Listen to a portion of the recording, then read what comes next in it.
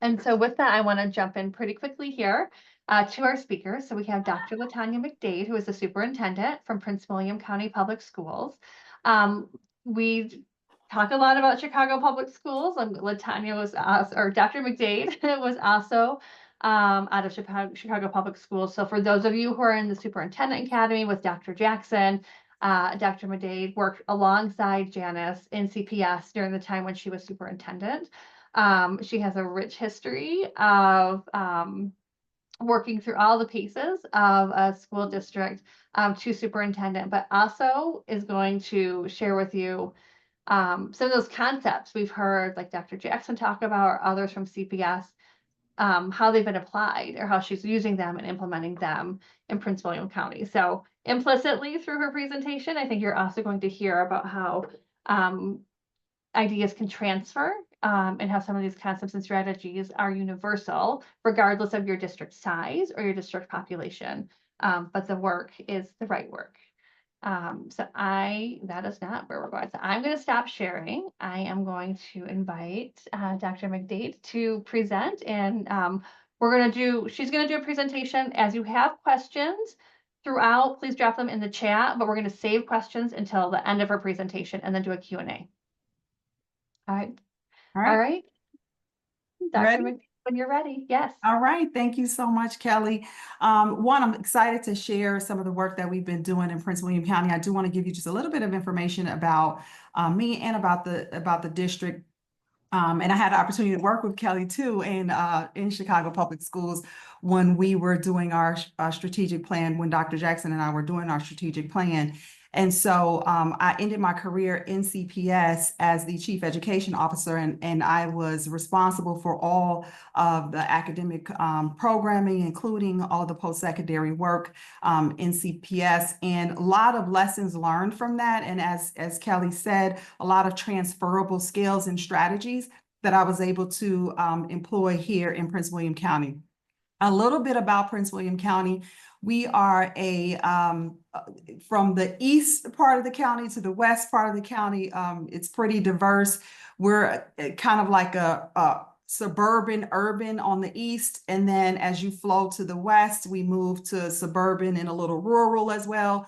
A lot of different student populations. We are the most diverse school system in the Commonwealth of Virginia. We're the most diverse the 10th most diverse county in the United States. So you'll see we're the second largest school system in Virginia. We have about close to 92,000 students, over 91,000. And we have about 159 countries are represented in our student population. We have a really high immigrant population. Over 170 languages are spoken in Prince William County. Our fastest growing population right now is our English learner population, which is growing at a pretty vigorous rate year over year. We're currently at over 23,000 of our students are English learners. We have a little over 13,000 students who are identified as students with special needs, and a little over 29,000 who are economically disadvantaged. You'll see our largest population in student enrollment is our Hispanic Latino population at 36.8%. So that's a little bit about Prince William County, and then let's get into our strategic plan. So I want to start first with our vision. When I came on board in 2021, so the 2021-2022 school year was my first year as superintendent here in Prince William County, and it was the first year of in-person learning during the pandemic. So it was, you all don't want to take you back to that, but you know what that was like. Every time I mention it, I feel like I'm living in my trauma. But a lot was happening then, and I walked into the school system and there was no strategic plan. So there was no return to learning plan, there was no strategic plan, there were no virtual options. So all of those things had to be built out in that first year and at a pretty rapid clip. So we got to work in developing our 4-year strategic plan, and I'll walk through some of the tenets of that, as well as the post-secondary work that shows up in our strategic plan. Why I'm mentioning the strategic plan is because our 4-year strategic plan is what drives everything that we do and where the investments are made. So, you know, every single investment in our school system has to be tethered to a strategic priority. Our vision for Prince William County within our plan is that every student will graduate on time with the knowledge, skills, and habits of mind necessary to create a thriving future for themselves and their community. Now, what does that mean? That means that we understand that our job does not end when we hand that diploma off on the stage at graduation. If we are doing our job well as an educational institution, what it means to create a thriving future for themselves and their community is we want every student to be able to ultimately, as a result of education, acquire a rewarding career, experience economic mobility, and live a fulfilling life. And so we created within our strategic plan the profile of a graduate, which essentially outlines the habits of mind. When we talk about habits of mind in our vision, that every student must develop in their pre-K to 12 experience to be able to create a thriving future for themselves and their community. So you'll see our 5 critical essential habits of mind: being strong critical thinkers, solving the problems of the world, being responsible digital citizens as we think about the advancement of the technological advancements in our world and making sure our students are responsible digital citizens, being global collaborators, respecting and understanding diverse perspectives, being innovators and visionaries, recognizing, coming into full self-actualization and knowing that as a single individual, they can effectuate change and make a positive difference. And then finally, resilient, being able to face adversity and challenges and persevere. We have 4 key commitments in our strategic plan. The first one is learning and achievement for all. That is everything academic, equitable access to excellence for every student, making sure that we have priorities, goals, and strategies in place that ensures every student has a fair shot to succeed. A positive climate and culture that can only happen if our schools are welcoming, supportive, and safe environments for teaching and learning, both for students and employees. Family and community engagement, recognizing, I think one of the big fails for K-12, pre-K-12 institutions in the pandemic is giving the illusion that we can do it all. And we can't, and we couldn't. And so recognizing that we need our family and communities to engage with us in order for us to realize our goals. And then finally, organizational coherence, really norming practices across the organization, having clear, wildly important goals that every school is following as a North Star, and making sure the scoreboard is always on and we're paying close attention to whether or not we are on track towards meeting our goals, so that we are operating as one unified school system as opposed to a system of independent schools, where the experience you get in one school looks different than the experience you get in the other school. We really wanted to eliminate that phenomenon and make sure that every single student not only had strong academic outcomes, but had strong educational experiences that will position them for success no matter what school they went to. And that required us to standardize excellence in our organization. So those are our 4 key commitments. We'll focus mainly on learning and achievement for all and positive climate and culture,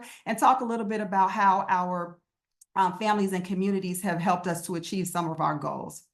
So we'll move in now to our wildly important goals. The health of any pre-K-12 institution is their ability to graduate students on time and prepare for success after high school. So we set a wildly important goal of 95% by 2025. So this is the culminating year of our strategic plan. So we got to hit this 95% come June 2025. But I'll show you that we are well on our way. We also have some essential drivers for this goal. This goal can't be met if students are not in school. We know that students who are in school on time every day will be on time for graduation. So we set a goal to reduce our chronic absenteeism by 5%. I know that everyone across the country is battling absenteeism since the pandemic.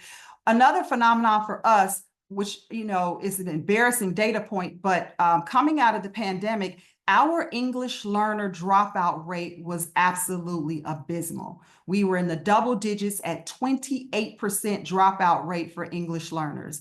And we wanted to decrease that by 10% by 2025. And then we also established a goal of 85% at or above proficiency in the Virginia Standards of Learning Assessment across all core content areas. So those are our wildly important goals. Certainly we have implementation goals throughout our strategic plan, but these goals are the North Star for every single school. So I'm going to start with learning and achievement for all and really kind of dive into some of the work that we did to get students across the finish line, graduating and prepared for post-secondary success.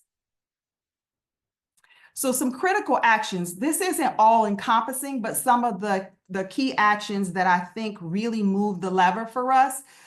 We did last year, we started an on-time graduation task force. What we recognized in the school system, my first 2 years, and you'll see this data in a moment, my first 2 years coming out of the pandemic, our graduation rate was flat. Not only was it flat, there were disparate rates of graduation for our English learners and our Hispanic students specifically, which is alarming because that was our largest population. And we're talking about, in some instances, a 20% gap. And so we had to very quickly take a hard look at our data quality, take a look at our progress monitoring and how we were using data to make critical decisions every day on behalf of students and make course corrections in the strategies that we were employing to get students to that to the finish line. So some of the things that we developed over the last 3 years, one is an early warning system. We developed a graduation monitoring dashboard and a focused student support dashboard, and they do different things. In the graduation monitoring dashboard, that's where we're really taking a look to make sure in terms of level 1, 2, or 3 students who are off track and on track to graduation. And are we moving those students who are in level 3 that are off track for graduation into level 1 or tier 1 where they are green and we know that they're going to be able to get across the finish line. A focused student support dashboard really looks at the interventions and how we're leveraging MTSS to make sure that those students who need critical supports are getting them and that we're seeing real time whether or not those supports are actually being delivered. And then we have our early warning system. The early warning system is so that we're not always in a reactive mode. We're being preventative as well. So with the early warning system, that signals for us students who may on the face look like they're doing okay, but they have several risk factors that if not addressed, they'll end up being in tier 2 or tier 3. We brought together a cross-departmental collaborative team of resources so that what typically happens, and I saw this in CPS as well, big organizations often work in silos. I'd beg to argue small ones do as well. You have different departments owning different work streams and not recognizing that together we are interdependent in reaching the goal. So we brought together as a part of the task force that meets every 2 weeks, a cross-departmentalized collaborative approach where we are sharing resources and support. And in each continuous improvement plan across departments, they have to identify who the interdependency is for the particular goal. And in that way, we increased the focus on student interventions. We revamped our credit support using Edmentum, making sure that we're not only offering credit recovery, but we're also offering targeted credit support, and we were offering credit accrual. So new credits earned for those students who fit a criteria for us to waive seat time because of extenuating circumstances and allowing them to actually use Edmentum for credit accrual. And so those were some things we put in place. We assigned or hired or invested in graduation coaches. So every school that did not have a 95% graduation rate received a graduation coach that was funded from central office. So the school didn't have to take that money out of their funds. And the graduation coach was responsible for that targeted group of students that needed extra coaching and support to get them to graduation, connecting them with their counselor, working with the families, getting the wraparound supports and services that they need, and doing case management to recapture those students who may have exited early and getting to them as soon as that 15-day mark hit so that they don't get further and further away from the goal. And then finally, we incorporated on-time graduation professional learning during every monthly high school principal leadership development meeting. And we had high schools that were experiencing success from the models we were using to share best practices with their peers. And here's some of the data. So at the high school level, I shared with you that in my first 2 years, 22 and 23, our graduation rate was flat. If you look at our English learners, we were at 91% overall. But if you look at English learners in 22, we were at 74.9%. And in 23, we were at 71%. After implementing the critical actions that I just described, as well as others, we jumped to 94.3% in 2024 for all students. Students with disabilities went to 92.3%, and you'll see the biggest growth for our English learners and our Hispanic students. They went up to 80.6 and 89.8% respectively. So that's just showing you some of the targeted work, and a lot of this, not just what I put in the critical actions, but also ensuring strong data quality, because we found in doing a scan of all of our schools and all of our data, we had some inconsistencies and some inaccurate information in our data, where we had to clean that up as well.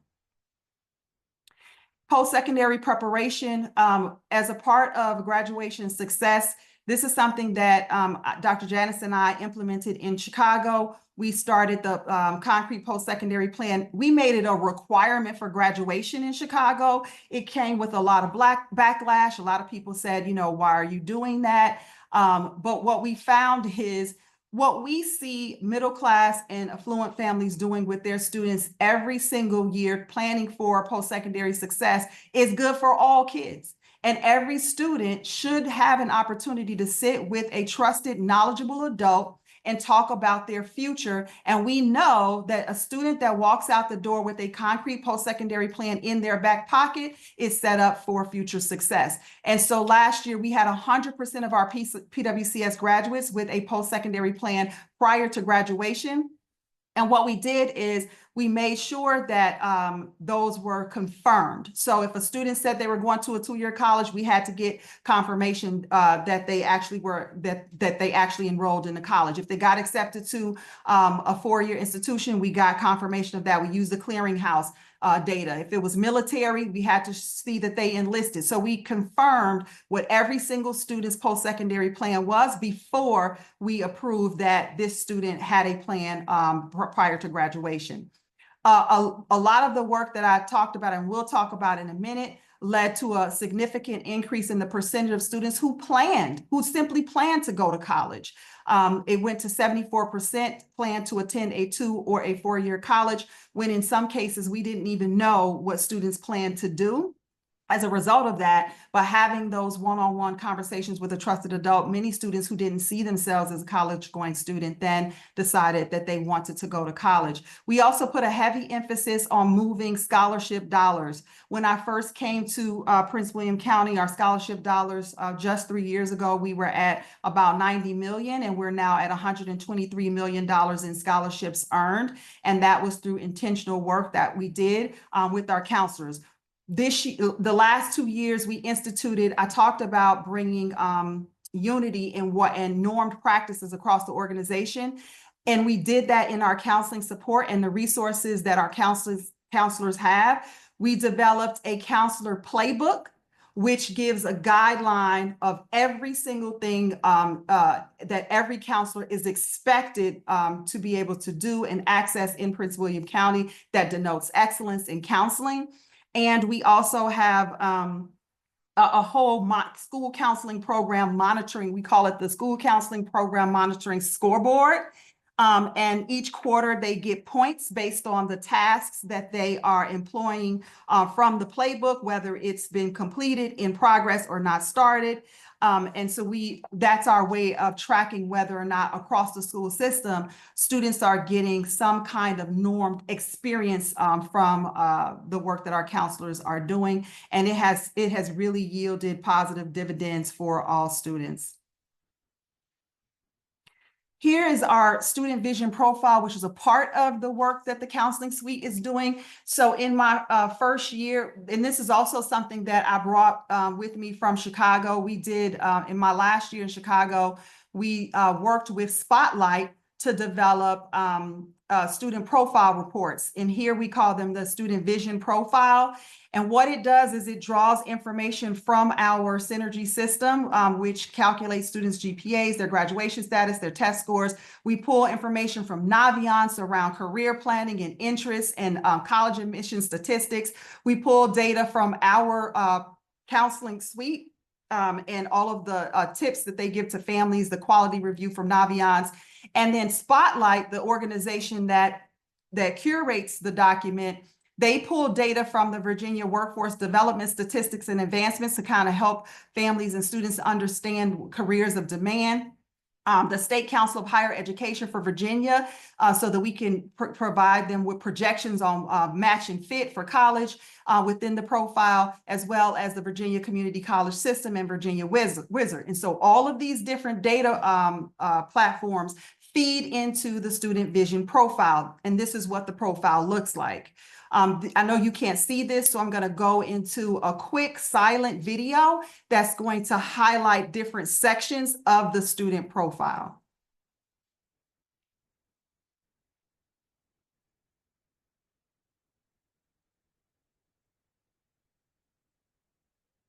So here you'll see John's progress, his GPA, whether he's on track, not on track, whether he's decided on his career path, what he's interested in based on an assessment that was taken.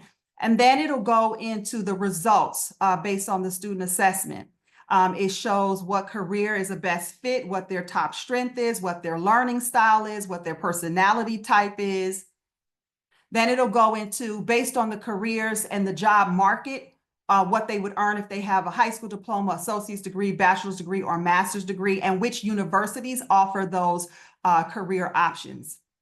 And then it goes into the steps that the student will need to take, working with their counselor and their parent to get them to that career pathway that is recommended or selected in their profile.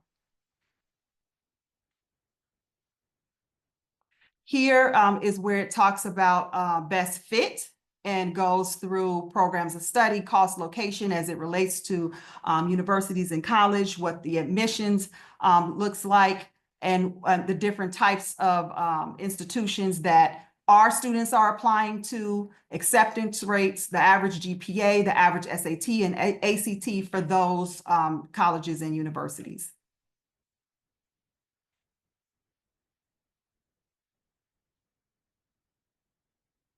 So that is some of the work that we've been doing with on-time graduation and working with our counselors to get them the resources and supports that they needed, but then also being really clear about expectations for strong counseling. And what I will say to you is that I did have to, we do monthly and quarterly, we do an assessment of how counselors are spending their time, because we got a lot of feedback from our counselors that they're pulled in different directions and weren't able to always focus on counseling work. And so I put out a directive to the entire organization what the expectation was for counselors. And then we monitor that, where counselors get to give us, they have different categories based on the counseling playbook of what percentage of their time they should be spending in particular tasks and activities.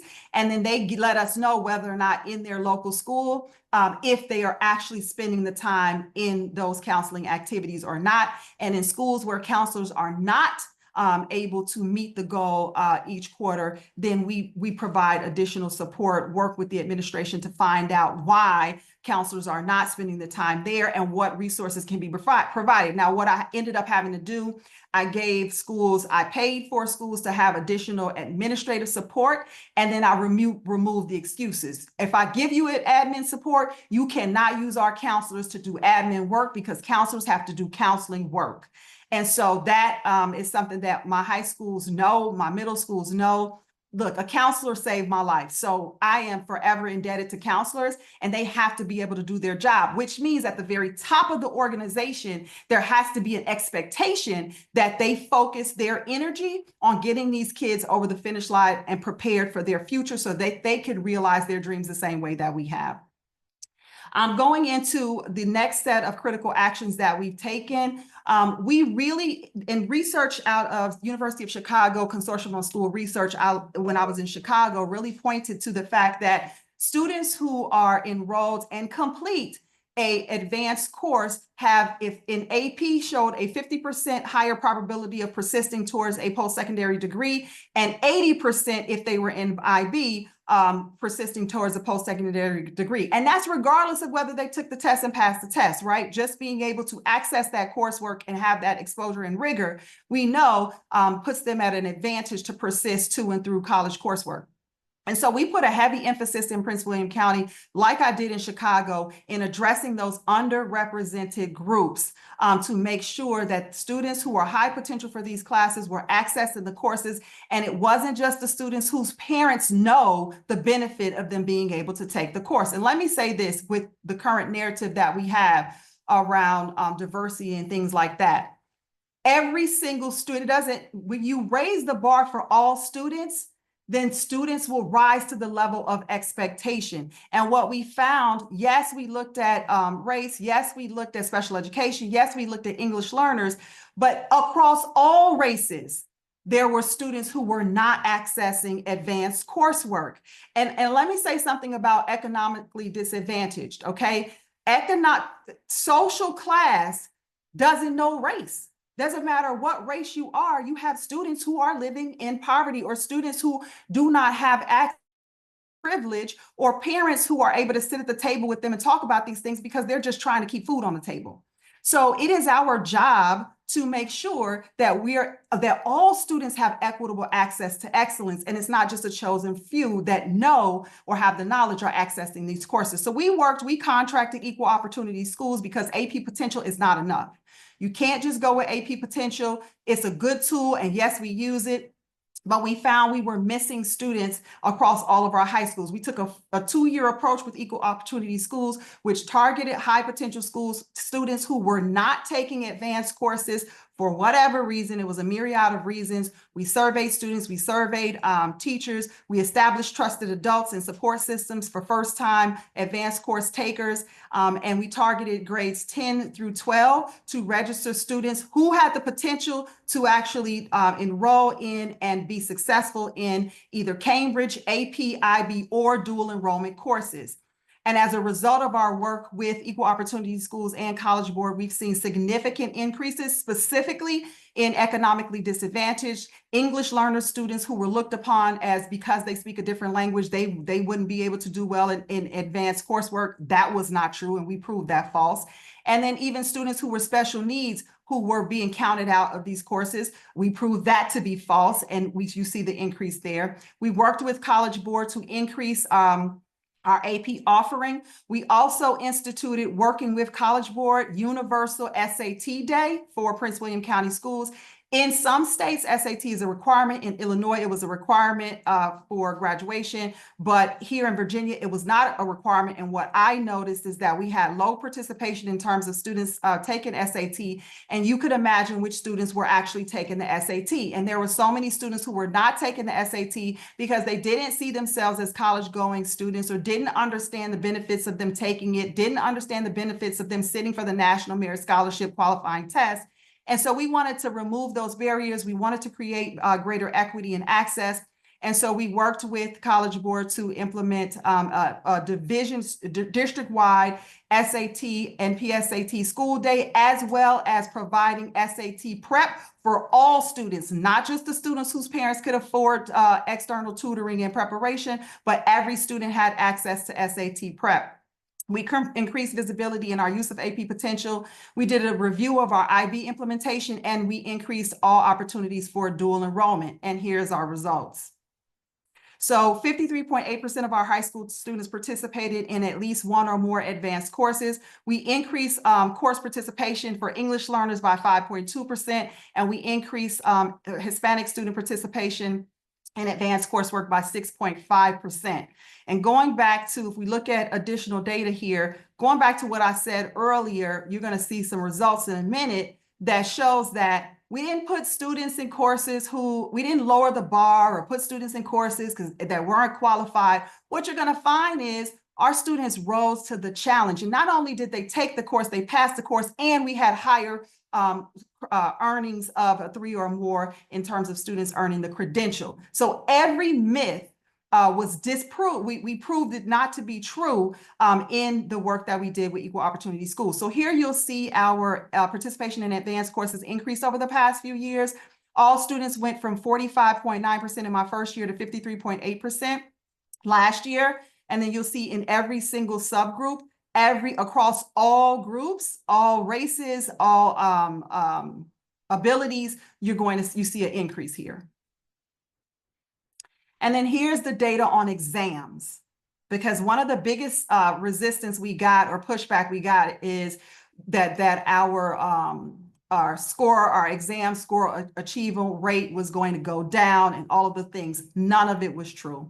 In 2019, we had 5,825 test takers that you see there. Of those test takers, because you know that a test taker can take multiple exams, 11,767 AP exams were administered, and 57.2% of those exams scored a 3 or better, which equates to 6,736 students. That was in 2019, which was before the pandemic. You see the significant dip in 2020 during the pandemic. My first year was 21-22. And you'll see where the numbers shift as we did Equal Opportunity Schools. We landed with numbers better than pre-pandemic, with more students accessing and an increase in underrepresented groups accessing advanced coursework. And look at the exam credential rate. So you'll see in 2019, pre-pandemic, 57% of the total test takers were earning a score of 3 or better in advanced placement. In 2024, with the increase of all subgroups in advanced coursework, you'll see not only did we administer more AP exams than we did pre-pandemic, you'll also see that we had a higher percentage of students who were scoring a 3 or better in 2024. So all things can be true. You can raise the bar. You can increase participation rates among all different groups of students and ability levels, and they can experience success. But you have to put the supports in place. And so every one of the students who were first-time AP takers, they were assigned a trusted adult who did a check-in, check-out process with them, monitored their grades, made sure they got tutoring if they needed, or just encouragement, where this is too hard, I think I'm gonna drop it. And they would meet with them, meet with the parent. No, you shouldn't, you're doing fine. We're gonna get you the support you need if that's what you need. And they persisted and they were successful. And then speaking to SAT that I talked about earlier, when I first started, we were maybe a quarter of our students were sitting for the SAT.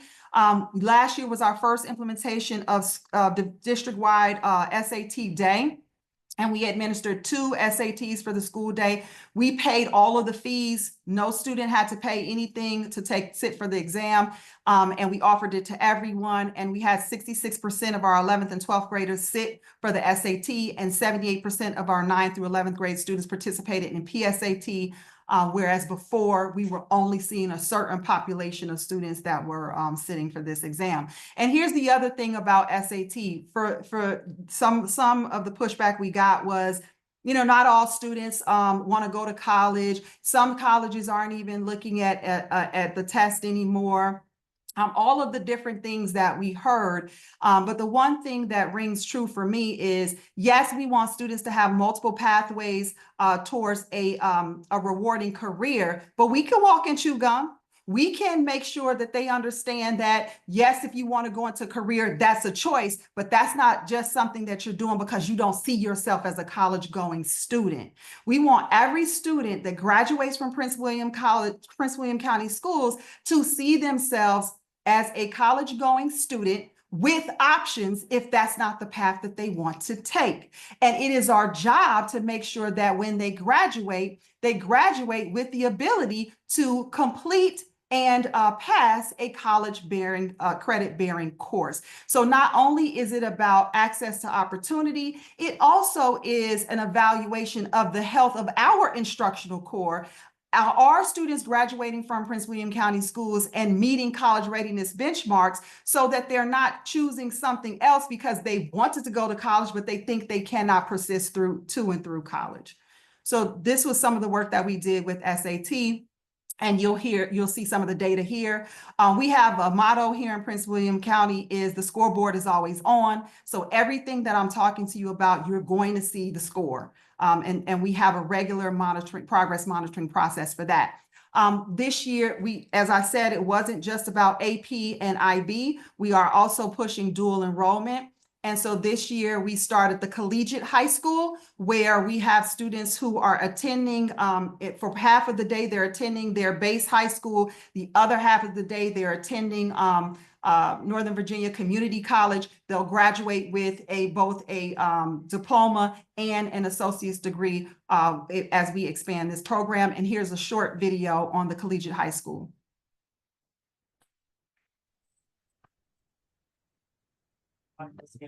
Yeah. Kelly, can you hear it? Nova classes are different from high school classes because you have a little bit more freedom, but with that freedom comes like the responsibility of making sure you have your assignments on time. Teachers aren't really chasing you around. It's really up to you. So you have like a good experience of becoming an adult. Attending dual enrollment courses at Nova has been honestly like a blessing for me. I get to take college and high school classes. It's always just been fun being in two different environments at the same time. At first, I was really scared about the program because I thought it would be like a lot of work or just too much. But now I feel way more comfortable with it, and I'm actually excited to do it at a 4-year university. I recommend this for students who are both unsure and sure of what they want to do because like you never know what you want to do until you try it. So I feel like this would be a good opportunity for students who really don't know what they want to do after high school. Right? I would tell my past self that she can do more than she thinks she could. Nova has really pushed me and made me realize that I can get that education at a higher level. All right. That's our first year group of the collegiate high school students. We're really, really excited about this. And this was a high school who kind of was like an underdog, if you will. And, they didn't have any dual enrollment courses, whereas we had some high schools that had more dual enrollment offerings than you can count. And this was one that didn't. And so we launched the collegiate high school here for obvious reasons, and it has really taken off, and the students are building a level of confidence for going to college that they didn't have before. Students who didn't, think that they would pursue a 2 or 4-year college that are in the collegiate high school now, and now feel confident that they can make it in a 4-year institution. So we're really excited about that. And as we expand the program, the next cohort will be earning both a diploma and the associate's degree upon graduation. So now I'm going to move into climate and culture and really talk about dropouts. I mentioned to you earlier that, as we were working on our wildly important goals of 95% graduation rate, we really realized that there were some things, some systemic practices, long-held practices in place that were doing a disservice for our English learners and contributing to the dropout rate. And so I do want to spend some time talking about the kind of climate and culture that we had to build to change the trajectory for our most vulnerable students. So first, I'll start with just some of the things that we put in place. One, we did some strategic monitoring of student attendance and dropout data, and that informed at-risk student engagement, what would be the plan of action for addressing at-risk students. And I talked a little bit earlier about revamping credit recovery offerings, as well as offering alternative learning opportunities. There were some really heart-wrenching lived experiences that we learned about some of our English learners that, is just life, and it interfered with their ability to be able to get a diploma, to stay in school, and was causing them to drop out. And so we had to do a deep dive into what some of those problems were, and then recognize that we had to offer some alternative learning opportunities to get them to a high school diploma. So we put those things in place around credit recovery, as well as alternative learning opportunities for them, whether it was night school, whether it was using Edmentum for new credit, for credit accrual, or virtual. And then a virtual working around their work day, because some of our students were, working jobs and dropped out of school because of that. We also instituted a tracking system and notification system to school leaders for re-engagement. So we have a specific office. We have our post-secondary office and student support office, and within it, we have the graduation coaches report to our re-engagement specialists. And so they generate the list of students for notifying every single school leader of students who have dropped due to 15 days of consecutive absences, so that those students don't fall between the cracks. They get that report, and then we do triage what needs to happen with those students to re-engage them. We expanded our community partnerships.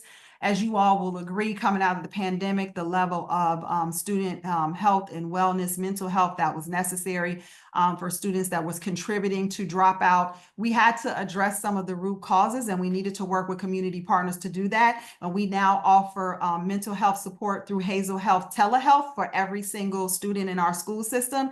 And that's an investment that, I put into our strategic plan. And so families don't have to pay for it. It's free. We pay for it, but it helps us to get the mental health support to students that need it, so that we can keep them in school or get them back in school. And then we have success coaches for academic support that connects to those students that come up on the dashboard as tier 3 or 2, or for those who are in the early warning system as at risk. And then we created a robust system for communication around attendance to our families through school status. What school status does, which was a game changer for us because of all of the languages spoken in our school district, school status offers two-way communication between home and school by phone, by email, or by text. And for any of those three, it does auto translation. So if you pick up the phone and call home, it'll auto translate to the home language on file. If you send a text, it'll auto translate to the home language on file, same way with email. And we generated notifications to families that way. We did two things with our L students, more than two, but we specific two that exposed some problems of practice. Is we did an L transcript audit. And what we found was we had students that were coming to us from other countries who had classes that would have counted for credit in our system, but they were being programmed for those same classes that should have counted for credit. And so what ended up happening is you've got a student coming in as a sophomore or a junior, and you're causing them to take the entire sequence over. They're going to drop out. They're not going to stay in it, right? We're not setting them up for success. We found that we had scheduling problems. We had to revamp the way that we schedule, and we required all high schools to make the shift, working with school counselors.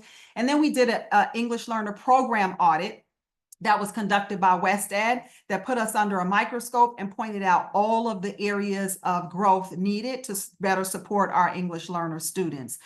So those were some of the, and then alternative pathways for those students who are overaged and undercredited, meaning that having students coming in at 17 and they are undercredited, no way you're going to put them in freshman courses and think they're going to finish a 4-year sequence. We had to have alternative pathways for them to be able to get towards a diploma. And so here's some of the data. We decreased our overall dropout rate from 6.9% to 4%. Keeping in mind what I said earlier, when you put targeted supports in place for a particular subgroup of students, it helps all kids. And we see that because our overall dropout rate decreased, but specifically for the groups we targeted, which was our English learners and our Hispanic dropout rate, you'll see English learner in a single year decreased by almost 10%, which was, by the way, our 4-year goal. So we beat that in a single year. And then our decrease in the Hispanic dropout rate went from 14.6% to 8.4%. So that was a 6.2% decrease. And then dropouts across all subgroups. So you'll see here students with disabilities show a decrease in dropout, as well as what I just pointed to in terms of English learners and Hispanic. We still have a ton of work to do with our English learners, but we are continuing the momentum from the work we already started. And most recently, now we have dedicated for our high schools with the highest percentage of English learner students, we have a counselor that is dedicated specifically to supporting the needs of English learners.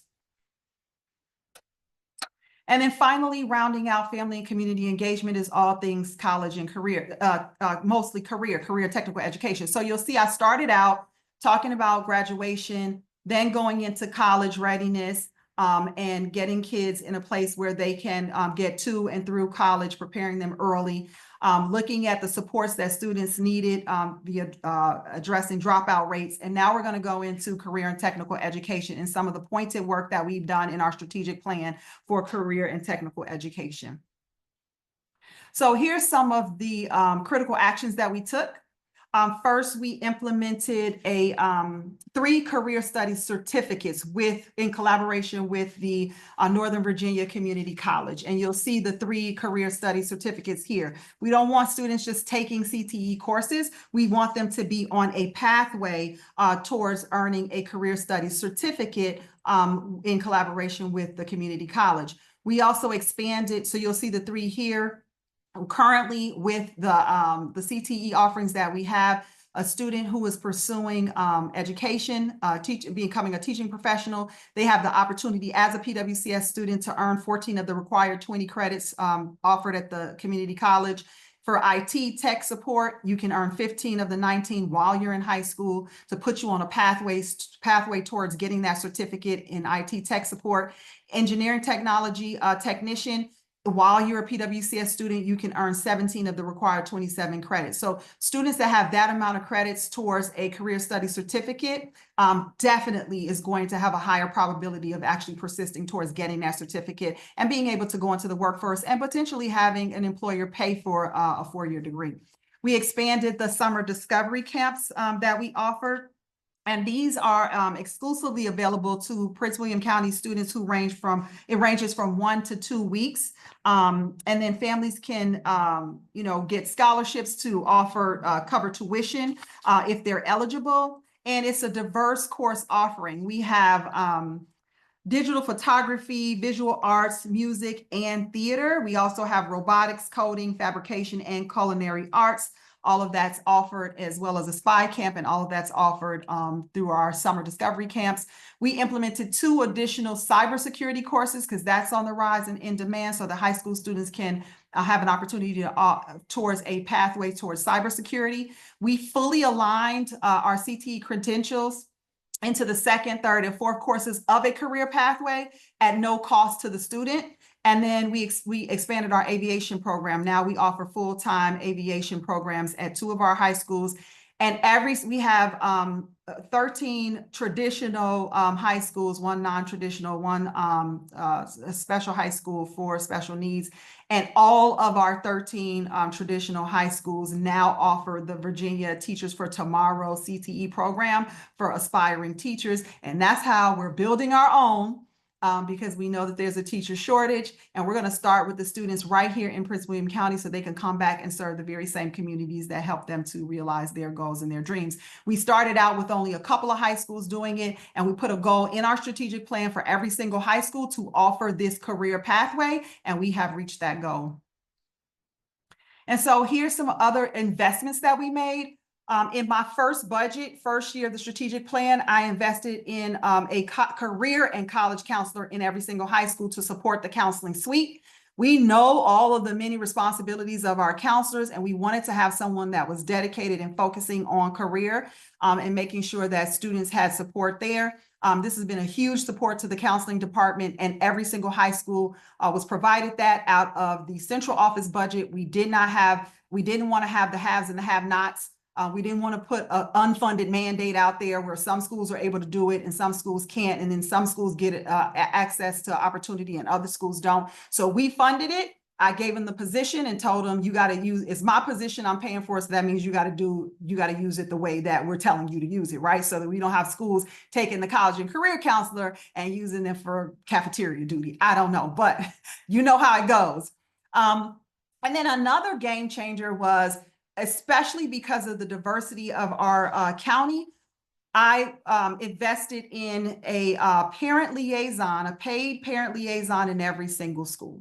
And so this bridges the gap between home and school. This is someone from the community that people trust, that knows the community, knows the families, and they're the ones that do the first initial outreach when they see that a student or a family is disengaged. They're the ones that make sure all of the knowledge sharing gets to families who typically are not engaged in the school community. Make sure they know the resources that are available to them, the supports that's available to them. Families that may be intimidated in coming to the school. Some of our immigrant families, especially now, are intimidated into coming to the school, but they trust that parent liaison, and that parent liaison is what gets them connected and the supports that they need. So that has been huge. And every single school, elementary all the way to high school, has a parent liaison that is funded by the district office. And so here's some of our big goals in our strategic plan for career and technical, and here's where we are. So we set a goal to ensure that by 2025, every single school had a formal business partnership that was advancing their school improvement goals. What we found is that we had some schools with 5, 6 partners that was supporting all of the work that they were doing, adopting the school, giving them internships, et cetera. And then we had some schools with none. So we wanted to right size the organization. And it was my responsibility to do that, to put the all call out to our business community, to work with the chamber and say, hey, our school system is your future workforce and you have to invest in that. And they took me up on that call of action. And today we have 100% of our schools that have an assigned formal business partnership to advance their improvement goals. We set a goal to have 60% of our graduates earning at least one or more early college or career credential. Today, with the work that we did with advanced coursework and with CTE, we are now at 56.2% because we don't want kids just going into CTE. You know that if those students get credentialed, their wages and benefits will go up significantly, and we want them earning a livable wage. We're already at 56.2%, so we definitely will be hitting that goal by the end of the 25 school year. We also set a goal with our business community. I told our business community that I wanted 3,500 of my rising juniors and seniors by 2025 to have summer employment and work-based learning experiences, and we are already at 3,367 students, so we are going to exceed that goal by this summer. I also put out a call to our business partners that they provide our students with formal business paid apprenticeships and internships. We set a goal for 500 of our graduating seniors. We are already at 763 students ahead of our goal. So we've blown that goal out of the water. My team told me just to encourage you to set wild, ambitious goals. When I said 500, when I said 3,500, they told me I was crazy. We wouldn't be able to do it. This is impossible.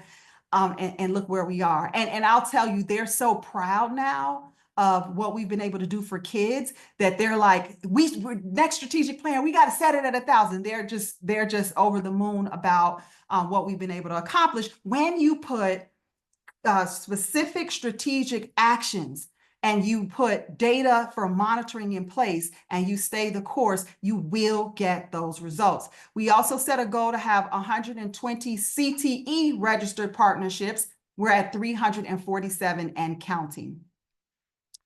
A few other data points that I think it will be encouraging to you as you continue to build on the work and the momentum that you're doing.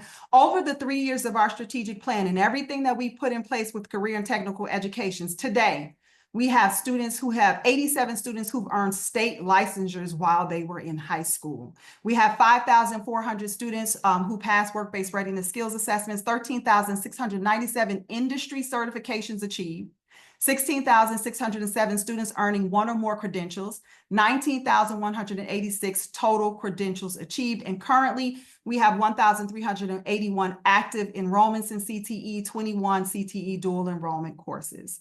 So just in the last year, because we put a call out to our business partners, but we put some skin in the game too. As the organization, I told all of my departments, like, if we have an opportunity to provide work-based learning experiences and paid internships, we're going to do it as well, because we're going to lead by example. And so last year we had 225 students who had paid internships with the school system. And to date, we have 319 students who are actively engaged in a paid internship with Prince William County Schools. So we want to lead by example here. And that says a lot to our business partners. When you put some skin in the game, they're willing to match that energy.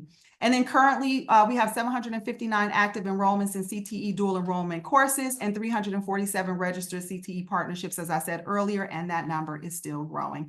And I want to really end kind of highlighting some of our CTE work, just to show you how beneficial it is for our students and what they feel about the success that they're experiencing in CTE.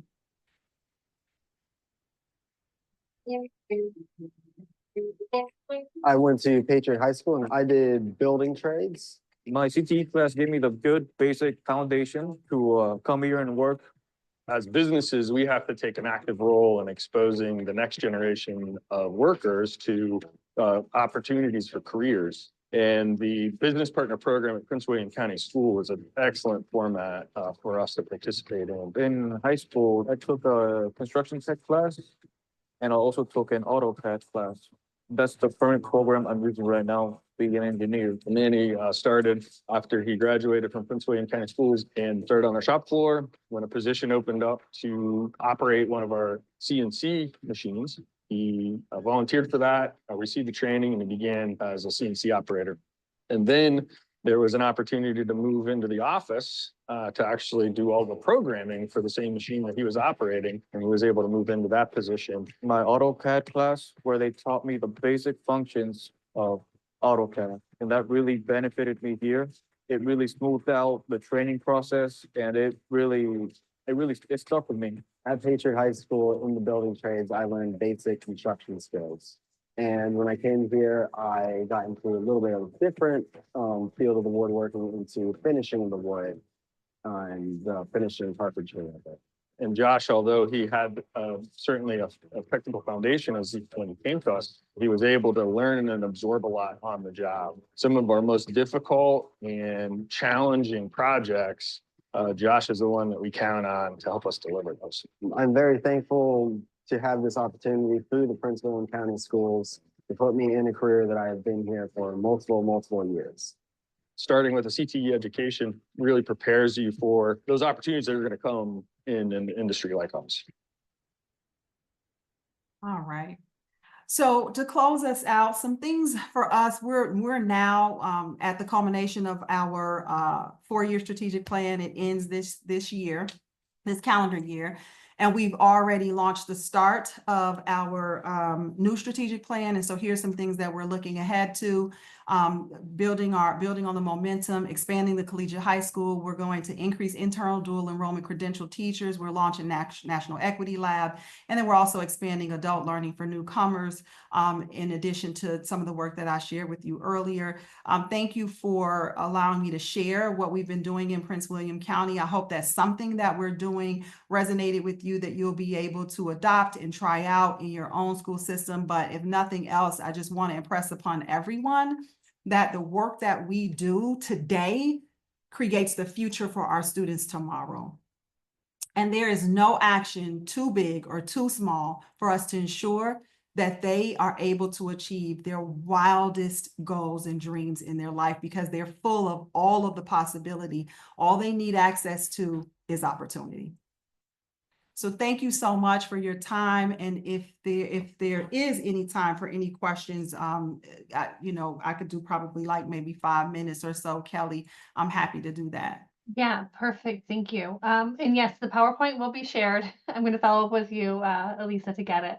There's a couple questions in the chat, but I wanted you to first share.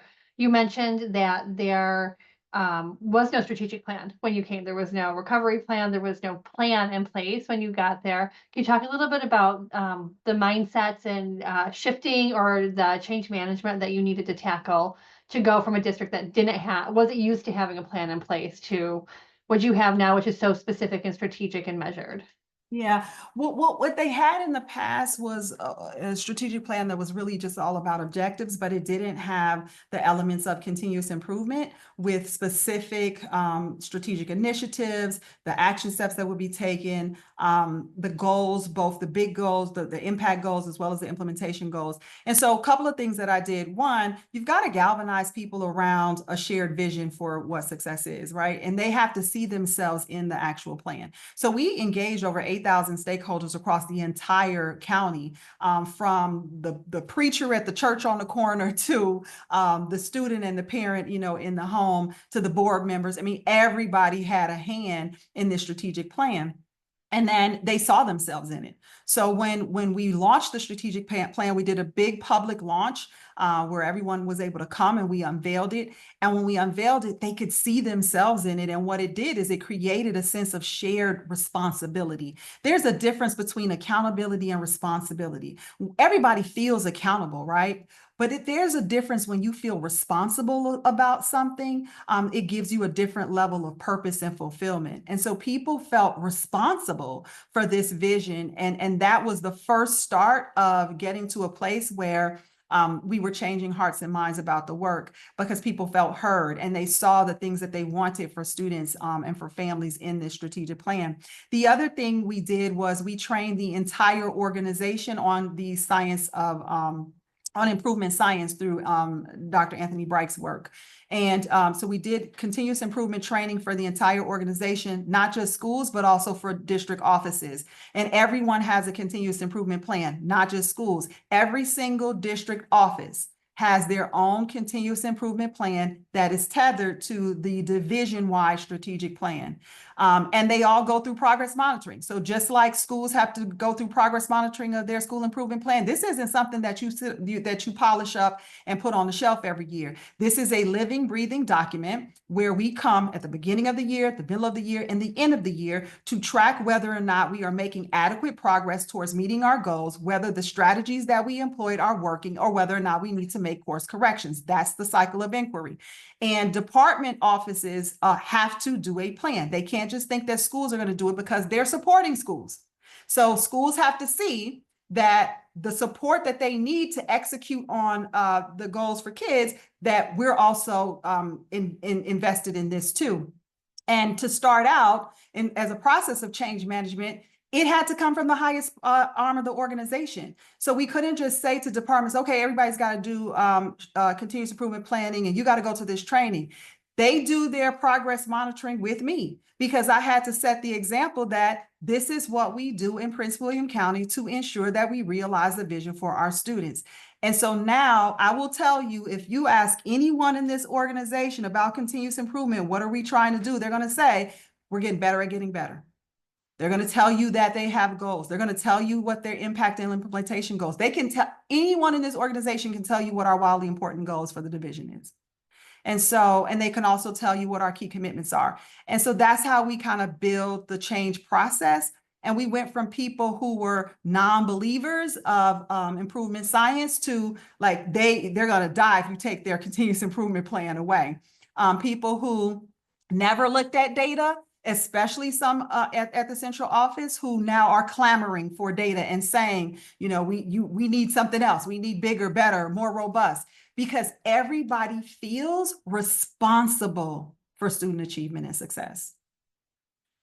Thank you. I love that. It's so inspiring to hear that, just the change that can happen. And I love the differentiation between accountability and responsibility. We do have one more question in the chat. It's a little more tactical, but they wanted to know more about how you, when you talked about your SAT day, what are you doing for SAT prep, and what resources are you using to get all the students ready? So we did a combination of SAT prep. Of course, we use Khan Academy. We contract with Varsity Tutor, and then we did in-person offering too, where we paid stipends to educators to come in and do SAT prep with students who needed it in person, because not all students do well in a virtual space. So we wanted to cover all modalities.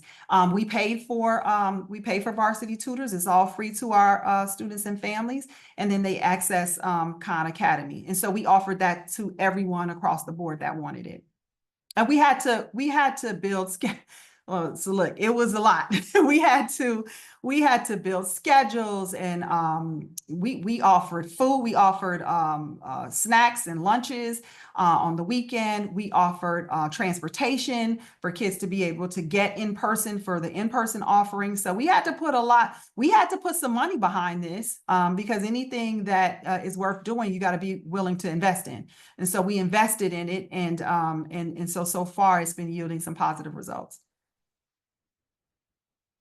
I'm gonna offer for, if anyone has one last burning question, you can come off mute and ask it. We'll pause for a second. Okay, then I'm gonna cut off our questions and just thank you, Dr. McDade, for being here. This was very inspiring. I think you have given everyone just a ton to digest and think about. And definitely, I don't know if you've been able to see the chat as you've been going, as people are having to head to other meetings. I think there's 3 or 4 in there about how inspiring this was for their work. So thank you so much for having me. Again, I hope that there was something that was useful to everyone. And I will say, look, this was a multi-year process. It didn't happen overnight. One big piece of advice I will say, just start with the coalition of the willing. There's always going to be those who are willing, who want to do the work. You start with them and you let them take off. And as others see the progress, the results, the momentum, they're going to want to be a part of something good. So I know that this is tough work, but I'm glad you're doing it. I'm glad you're in it. Our kids need you. Please do be encouraged to keep doing it, even when the barriers and the challenges come, because at the end of the day, it'll all be worth it. So good luck to each and every one of you, and thank you for your leadership. Thank you. I am going to quickly now move us into just our cross-district conversations. I know my head's spinning. I'm sure many of your heads are spinning with just like all of that great information. And so we want to give you time to just kind of digest that, talk with each other for a little bit at the time that we have left here. So we're going to do similar to last time. We'll just do some a random breakout, get you into some groups to just think about. I don't got the right slide up. Just share what you're thinking, what inspired you, what excited you, something you want to know more about, either strategy or challenge you want to discuss, or did this, what did this make you reflect on for your post-secondary strategy? So we're going to pop you into breakout groups for about 10 minutes just to give you some time to process what we heard, and then we'll come back and close out. So you should see your breakout room invitation show up. If not, let us know. And I dropped the key points for breakout rooms in the chat.